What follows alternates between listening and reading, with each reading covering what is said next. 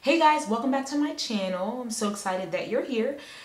So I'll just jump right into it. So today I actually got a request from a friend to kind of talk about this. While you mean well with the intention, the impact is, it says something else. And so today I want to talk about color blindness. And you guys are probably like, color blindness, what in the world are you talking about?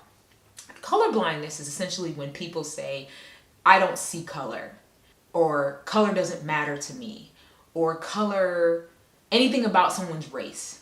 They don't see it. I've talked about this before, but race, there's nothing in our DNA that determines our race. There's nothing in our DNA that determines our race. And while race is something that is made up by society and social constructs, we have to still deal with the racism. We say, well, if we just don't see color, or we take ourselves out of the situation by saying, oh, no, I don't see color.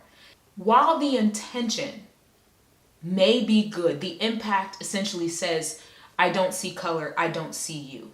I don't see color, I don't see your experiences. I don't see color, I don't see things like systemic racism. I don't see color, I don't see Black people are 7 times more likely to be wrongly convicted of murder. I don't see color. I don't see that Black babies are less likely to die if they have a Black doctor. I don't see color. I don't see that Black women are 3 times more likely to die in childbirth. I don't see color. I can literally go on of the things you don't see when you don't see color. The things that are being ignored when we say we don't see color. And it's honestly crazy because there's times where people share this with me and they'll send it to me, and I've seen it multiple times. This quote that Morgan Freeman made, I'll read it to you and I'll put it up on the screen. But Morgan Freeman said, how do we stop racism? Stop talking about it.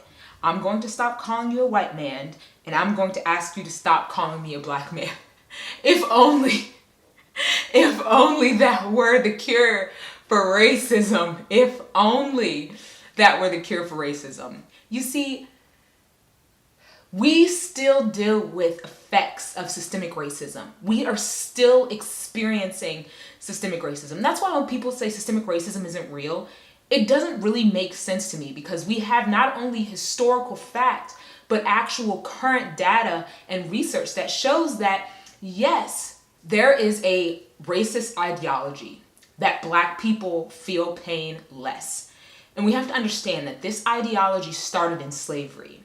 Because you have things like gynecology that was started by experimenting on Black women. And the things the father of gynecology did without anesthesia to Black women.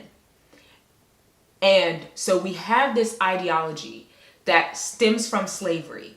Black people can't feel pain like white people, so they were experimented on. And this same ideology still is happening today. That's why we have it where Black women are more likely to die in childbirth. That's why we have a racial bias in pain medicine and how pain is treated. Even with children, how pain is treated, because there's an ideology that Black people do not feel pain the same. The idea of color blindness, it just tries to erase those experiences. It tries to erase those things. And not seeing color is not seeing these big systemic issues that we have. It's not seeing the issues we have in policing and the justice system. It's not seeing those things. It's chucking it off as just, you don't call me a white guy and I don't call you a Black guy, or whatever Morgan Freeman said. But it's just chalking it off as, well, if we stop putting labels on things, it gets rid of racism. But these things are deeply rooted. We still have the effect right now we see of redlining, but we still have effects in redlining. People say redlining doesn't exist today. But we still have the effects of redlining. You have neighborhoods that started out because certain people could not live in other neighborhoods. And then you have these neighborhoods that fund the property taxes to the schools that they're zoned for.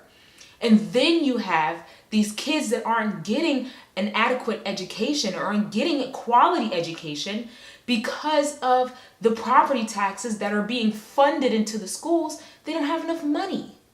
And then you have schools that are in better areas with higher property taxes that are able to get quality education. Color blindness says, I don't see those things. It says, I don't see those experiences. It says, well, we all live here. There are no laws holding us back and we have the same opportunities. Without recognizing that those laws that did hold us back are actually still affecting us today. Those laws, like redlining, that were set up, yes, it's gone now. Yes, we have the Fair Housing Act. Yes, that's great. But those things still affect us today. I have a redlining video and I'll make sure I link it here, but in the redlining video, I explained how many of those neighborhoods are still occupied by white or black people. Just not seeing color completely says none of these things matter. And it's not seeing color that's the issue. It's how we see the color that's the issue. It's the stereotypes and the ideologies that come with that color that are the issues. That's why we have to unlearn our biases. Whatever biases we have about people. People in the healthcare system have to unlearn the bias that black people just don't feel pain more. Because 60% of black women who die of pregnancy-related complications, those deaths are preventable. That's a lot of people. 60% that would have been saved if those ideologies just were not there. That's why it's so important to unlearn how we see color.